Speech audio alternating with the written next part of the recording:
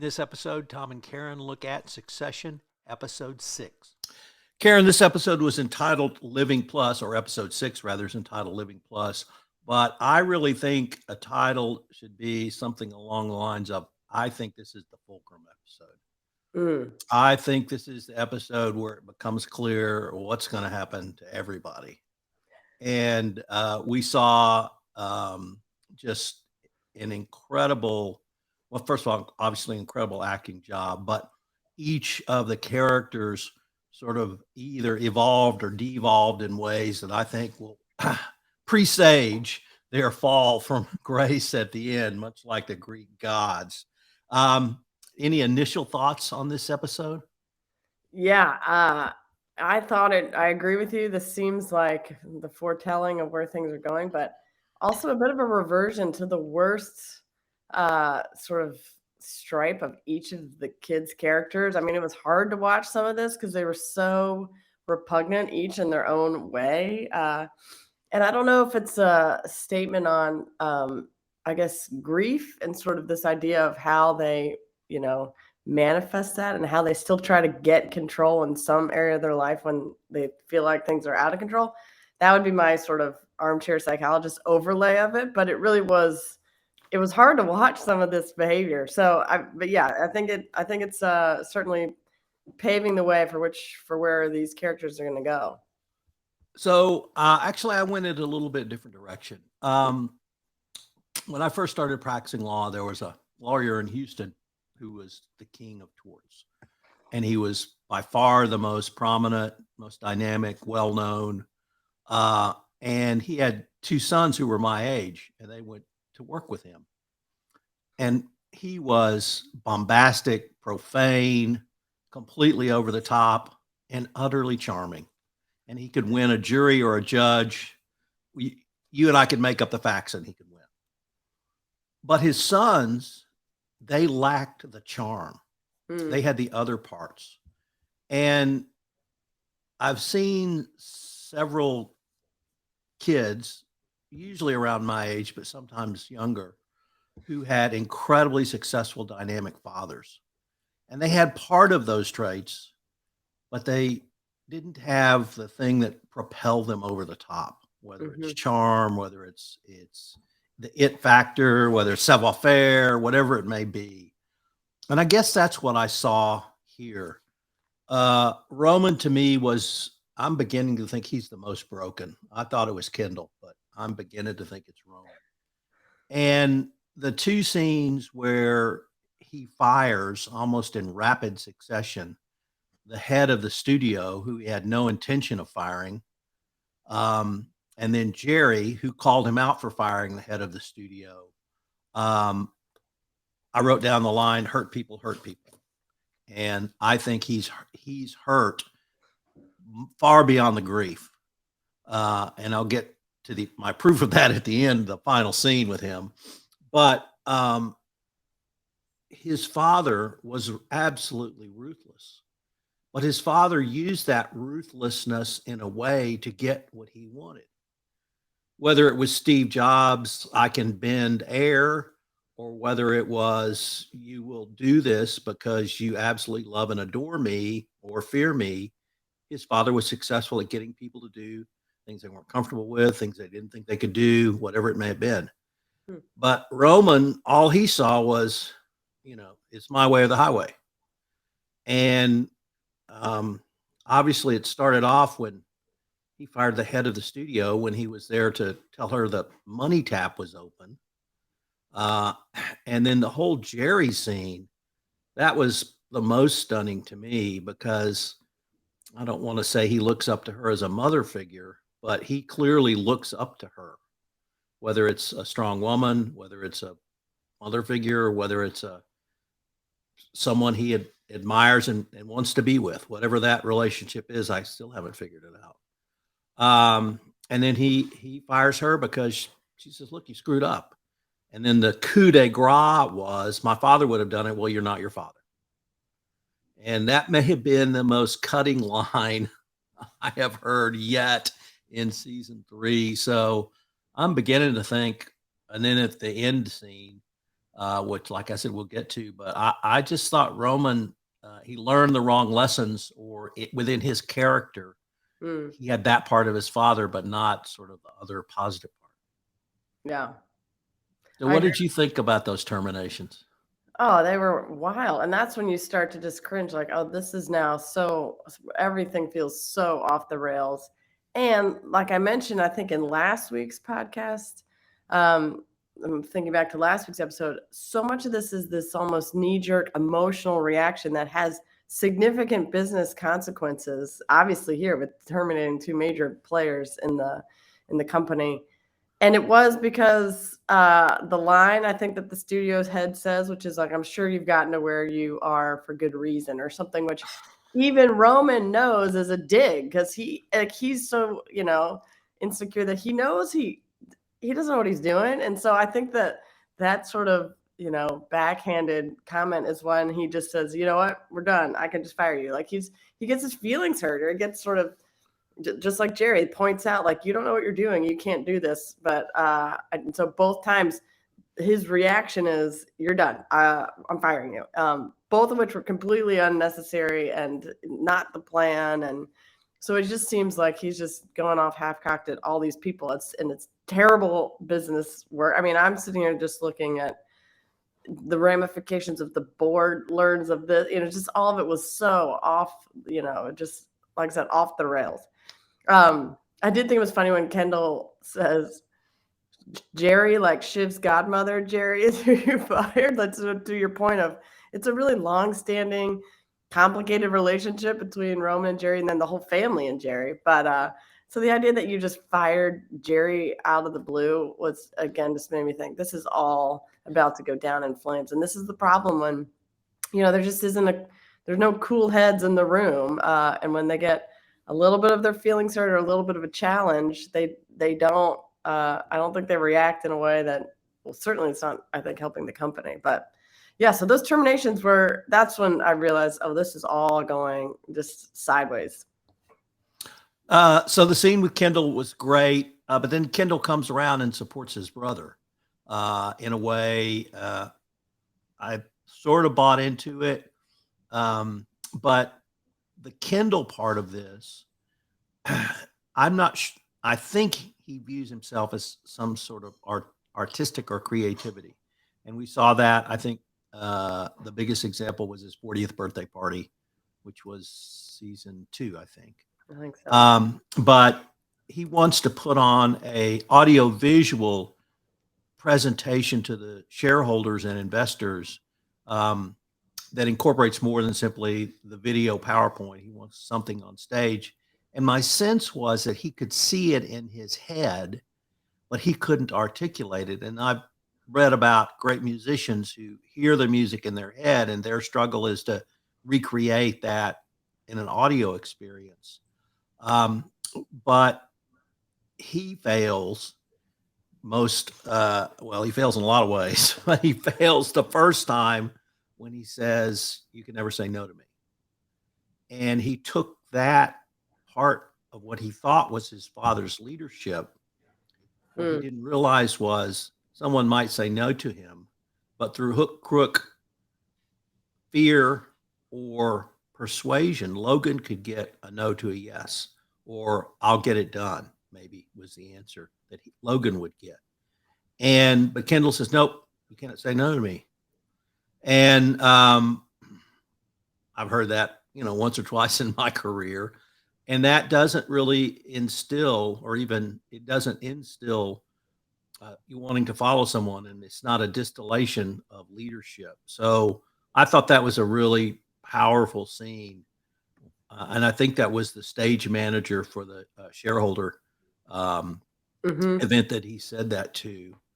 But the living plus, I want to talk about that for a moment, because I thought the script writers, that was completely, Elizabeth Holmes and Adam Newman rolled into one. And we had the promise of 50 years of life with a physical residential experience that would bar none.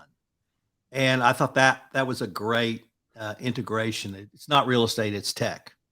Right. And I think that's exactly what Adam Newman thought, that he was Yeah. selling tech in Yeah. WeWork. So I thought that, but there was one thing that troubled me, and it troubled me because I think it's true. He said there were three, when he gave to presentation to shareholders, there were three reasons to do this. The first one was the physical security that they would bring. And I think, particularly on the Magma hat wearing side of the house, a lot of those people want physical security. They want to live in a gated community. They fear whatever the other might be. And I think something like that would actually probably be successful. I I'm know. not sure it would be successful at scale, but even in my little hometown, people say, "Oh, you don't live in a gated community?" Well, no, I don't live in a gated community. I live at a dead end road. People come down my street, that kind of thing. But that scared me a little bit because I thought that was actually something that might be viable. Mm. But then we moved to the most delicious securities law, fraud, accounting fraud violations that we've seen yet. Actually, I should probably even throw in a little Enron there because they just said, "What's the number?" and let's back it out from there. Yeah. That's what Jeff Skilling did. What number do I need to hit? And I'll make it work from there. So they get a number up, which is a valuation. And that's probably straight out of the Elizabeth Holmes playbook as well. And the scene immediately before he goes on stage with Carl, Yeah. That was pretty powerful. But I thought Kendall's reaction was spot on perfect, which was not to react. And, he put his hand on his shoulder and said, "We're getting ready to rock." And he already at that point had planned how to outmaneuver Carl. And then at the end of the presentation where he said, "Now I'm not going to give you the detailed numbers, our incredibly fabulous all-star CFO will," and pointed to him. I thought that's how he outmaneuvered Carl. And now Carl's on the hot seat. And when he puts those numbers out, it's his numbers now. Yeah. Companies too. But I thought that was an outmaneuver. Did you see he was able to persuade Carl this was possible?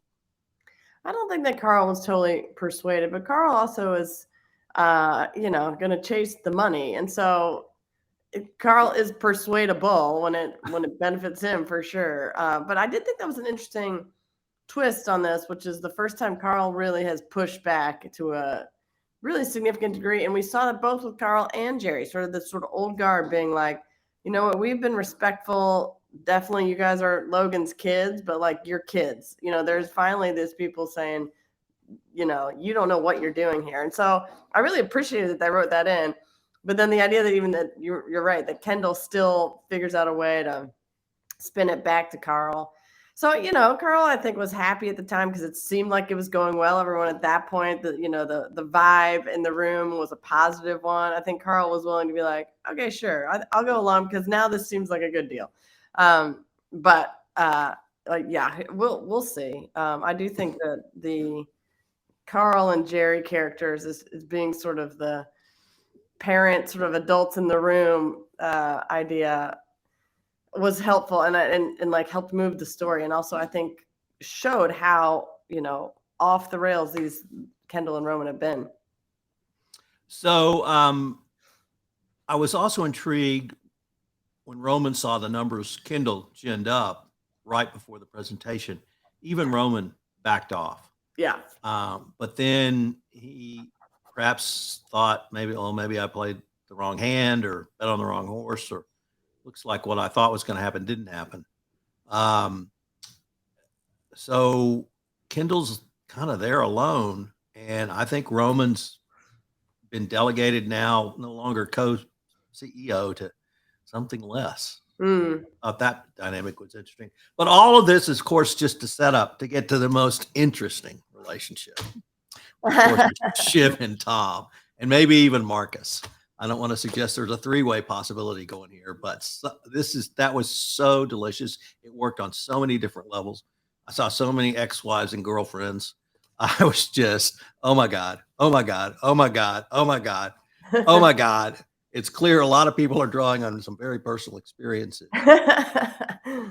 But and to this, I still don't know how Tom doesn't understand his wife is pregnant. I know. I had the same thought. I was like, in 20 weeks, I assume people might know this by now, certainly I, in the situations they've been in. But yeah, that was exactly my thought too. I'm like, there's no way you don't know, but maybe not. but so I guess we have to talk about bitey bitey, because as cringeworthy as that was, I thought that was grounded in a lot of reality. Hmm. And I won't say that I ever did that, but let's just say I related to it. And the doing it even in public, Yeah. I thought added a level of nuance, and that they both clearly, it was almost like two wounded animals circling each other, trying to see, one, am I going to go in for the attack and kill, or am I going to go in and help? Hmm. And then the scene in the first bedroom scene before they sleep together again, I was really intrigued. It started with Shiv standing up and Tom laying on the bed. And that to me denoted clearly Shiv in control. Tom then stands up and goes and, I don't want to say cuddles her, but gets in close physical proximity. And I thought at that point, sort of the power dynamic shifted back to Tom. Then Tom sat down on the bed, and he didn't have anything to put his legs up on, but he leaned back. And that was when he got the speech of, I like money. And that, even that positioning, it seemed to me the dynamics changed again, because it was Tom being honest and self-reflecting in a way he typically doesn't do. Right. And I guess the other thing I experienced is, well, it really doesn't matter whether you get divorced or not. There's still a place in your heart for your ex, because you did marry them at one point, and you may not want to be married to them now. But part of me certainly blames myself for those marriages not working, and thinking, having a guilt over that.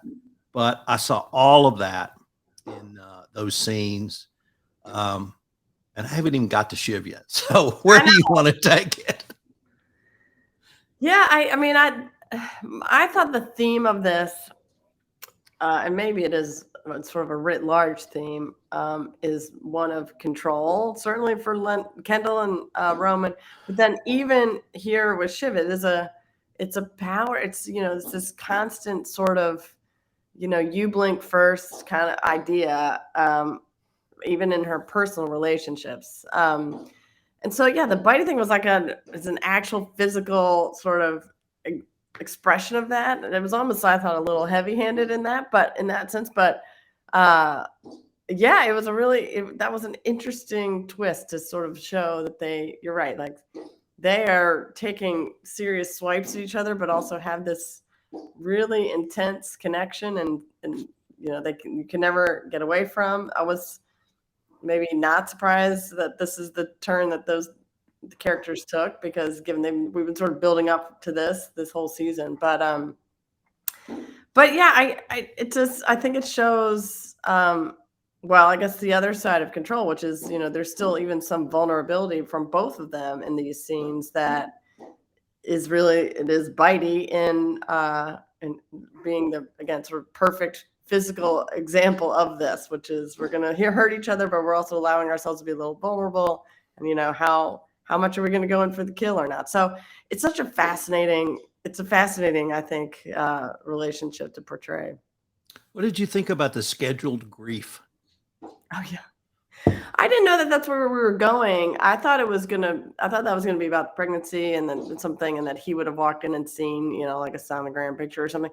And so I don't know if I believed her. Like, I wasn't sure if that's actually what she was doing. But then I guess that makes sense. That was sort of what I didn't expect that to be what the conversation was, or what she was actually doing. And so I thought that response was her just trying to get him out of the room, and not, I thought that was going to be like a video call with her doctor or something. But so yeah, so then Yeah, I guess my first reaction was like, I don't believe you. I think there's other things going on, but yeah, it's kind of ridiculous. Scheduled grief. So I was with you because I thought it was exactly what you said, dealing with a pregnancy, but I thought it was the hormones. Mm, And I thought she was overwhelmed, but she scheduled time to allow herself to be overwhelmed. And then she flipped the sort of dialogue to get him not understanding this was about being pregnant. mm, This was about something different.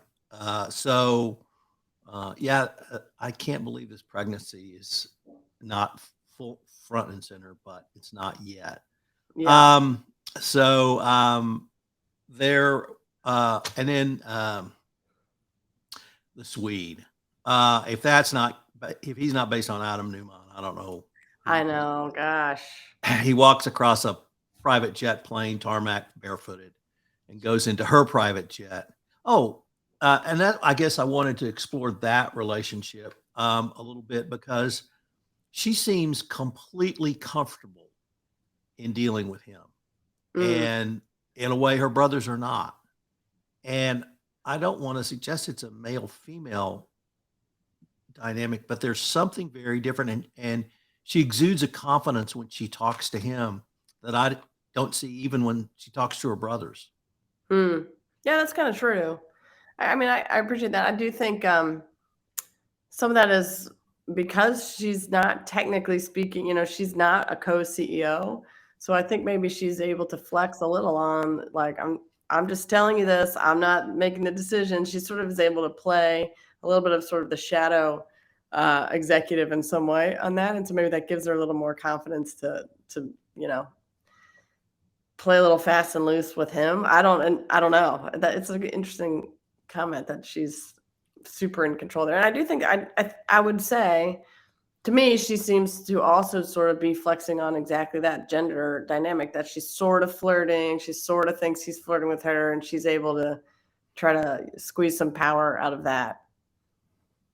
Uh, I love Tom's line that I find strategy sexy. Um, I've heard people say I find power sexy, but I never heard anyone say I find strategy sexy. But it is kind of sexy because you get to think of all kinds of things, whether you actually do them or not. Were there any lines that really stuck out, I should say, to you? I did love, the entire scene with Jerry and Roman, as hard as it was to watch. But I like that she said, I think it was, you're a weak monarch in an interregnum, like just you're nobody. You're like, I know you think you're, Roman Roy, but you are definitely not Logan Roy, I think was the import of that line. So that was one I thought was a really good, I mean, really cutting. You're right. Just you're not your father. That was a good one.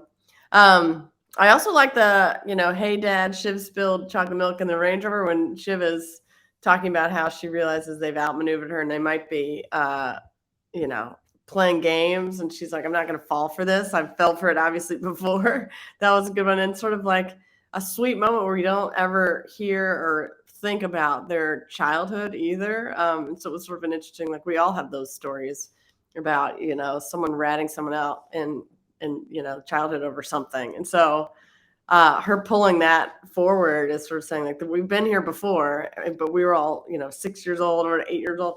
I thought it was an interesting reminder that she's like, I know you guys.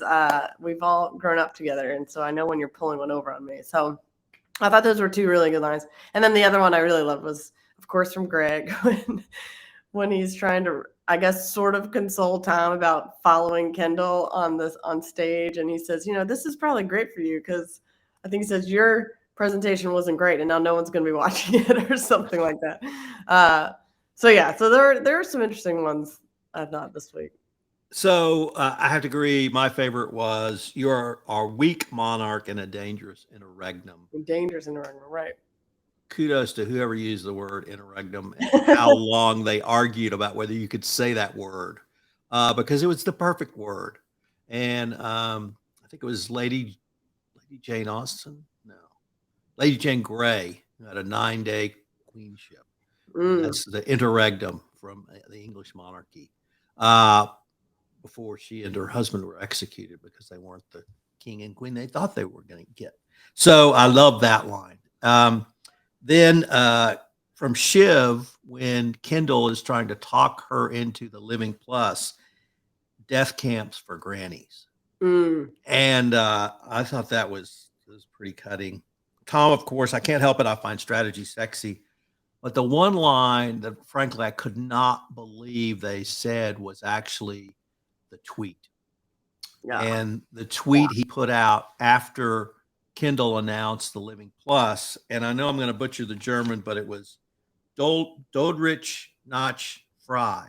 Now I knew what Notch Fry was because I've been to the Auschwitz and Yeah. seen that. Uh, and the phrase in over the camp was "work will make you free." But Dodrich, I didn't recognize that reference. I had to look it up. Well, that's the symbol of Royko. Their Mm, symbol is a dog named Dodrich. And I just thought, first of all, I couldn't believe they said that just because I find that such a horrifying reference. Now, he does remove the tweet when Shiv asked him to do so, which I thought was also interesting. mm, yeah. But it also, I think, if you look at a gated community that's a complete camp, it's only a half a turn to get it to something that's very different. Right. And I thought he hit on that precisely with that tweet. So, as Kendall said, well, I'm not going to fave it. Yeah. And now we are to the end, and I have to talk about the two ending scenes with both Kendall and Roman. And I thought Roman, when I saw it, I thought it was the much sadder, Mm-hmm. much more indication of a broken little boy. Maybe and thinking about it overnight, maybe Kendall's just as broken, but Roman is listening to a video of his father that's clearly been altered, saying Roman is just a failure. And he listens to it over and over and over and over. And I first thought he was just punishing himself. Mm-hmm. Then I thought, maybe he just wants to hear his dad's voice. Yeah. And it was so sad. And then Kendall, I knew he wasn't about to commit suicide because he hadn't killed anybody. So he wasn't that upset. But he's on the beach by himself, takes his shirt off. They don't show his body, so I don't know if he had shorts on, and we didn't see his chest. And I thought he was in the turf and surf, not actually out into the water. And I thought he was going to get on his knees and put his head in the water. He didn't do that, but something was going on and I couldn't quite figure it out. What were your thoughts on those scenes? I had the same thoughts about Roman. At first it was, his dad berating him is so his mantra, like, I'm not good enough, I'm gonna fail. That was something that he was thinking. You're right, sort of his self-punishing, sort of self-flagellating kind of idea. But then I came around to that same second thought you had, which was there's this weird mix of sort of love, a little bit of hatred from the way he was treated by his father, all of that. And that the fact that is his father's voice, but then also that is what his father's saying, I think a lot of emotions for him. Because I think he probably thinks, this is a funny joke and it was a doctored video, but like, that's probably what my father would say, kind of thing. I think he did have that thought. As for Kendall, it was very, Kate Chopin from The Awakening. I don't remember that book from, high school, but that's how it ends. Some of them just walks out into the, in a Virginia Woolf kind of way.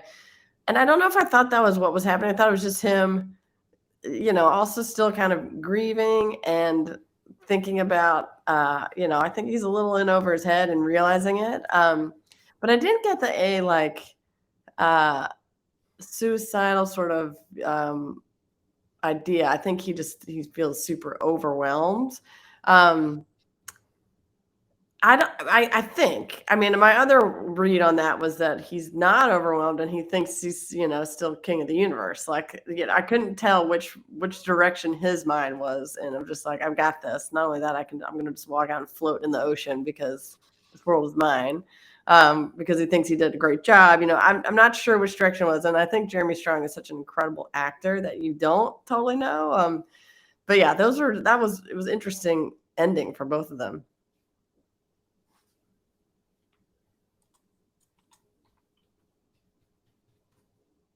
The you think we're going to actually get to see an episode wrapped around the funeral? I think we have to, but it might be the final one. I mean, we only have, let's see, 4 more.